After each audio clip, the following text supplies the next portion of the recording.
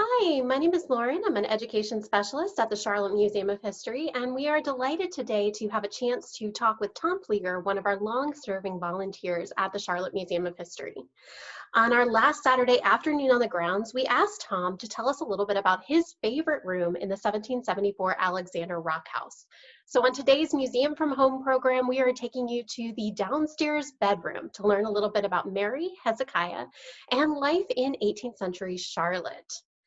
Now, we hope that you'll join us for our next afternoon on the grounds in the spring of 2021. But if you can't wait, good news, we have a 360-degree tour of the Alexander Rock House available on our website. It's a lot of fun to sit and explore, and it also makes a really great holiday gift for someone who's a little hard to shop for. So please visit charlottemuseum.org to find out more information about the tour of the Rock House, our afternoon on the grounds, and perhaps even to become a volunteer yourself. Good.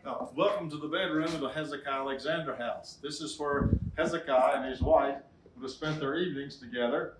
And if you notice the bed, most folks say it looks a little small. Well, actually it isn't. It's only about an inch difference in a standard double bed that we have today, but the canopy makes it look small. But it really, again, as I said, it's pretty close to what we actually have today. Now in here, for example, you have a baby crib. A child, and only one child was born in this house, would stay in the crib until the baby outgrew the crib before it moved into a separate bedroom. Some of the things that they would have here in their bedroom, standard in the colonial times, for example, these folks actually had toothbrushes.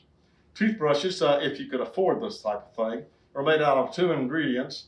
The handle is made out of bone, and the bristles are made out of boar hair. The same kind of boar hair that you have with a fuller brush that you comb your hair with and so forth. Very, very durable. But most folks couldn't afford this.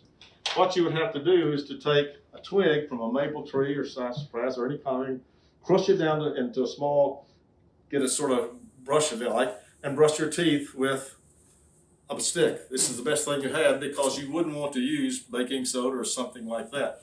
What you would use, if you really wanted to get your teeth clean, was a piece of charcoal. And we have charcoal toothpaste today. It will actually clean your teeth and brighten. Put the charcoal in there. It's very gritty, but charcoal absorbs germs. The abrasiveness will take care of plaque and tartar. Brush your teeth. The only problem is you have to spit a lot. I did this one time when I was on a tour, and I accidentally bit into the charcoal, and I spit the rest of the tour. But it will clean your teeth. Other than that, because you could be like George Washington. By the time he became president, he only had 3 natural teeth. He wore false teeth made out of rhinoceros horn. A lot of people say, no, they were wood, but chewing tobacco and smoking turned the rhinoceros horn teeth brown. So everybody assumes that they were wood. Because if you didn't clean your teeth, in those days, there were no dentists. There were no fillings, no Novocaine. So if you got a toothache or something was wrong with your tooth, it was simply pulled out. And so unless you took care of your teeth, by the time you were middle-aged, there's a good chance you weren't going to have any teeth. And the doctor, which was also the dentist, had basically 2 tools. He would have a stick, or excuse me, an iron rod sort of curved like that, and he would go in and dig out your tooth to get it loose. Then have a pair of pliers, either straight or double needle nose, but most of the time the clamping type of pliers. Go in there, clamp your tooth, and pull it out. Remember now, no Novocaine.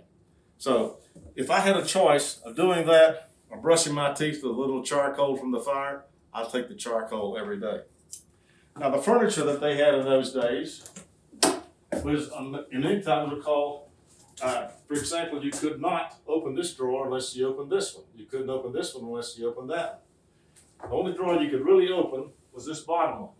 Underneath was a latch like the hood of a car that you would have to flip, open it up, and work your way from the bottom to the top.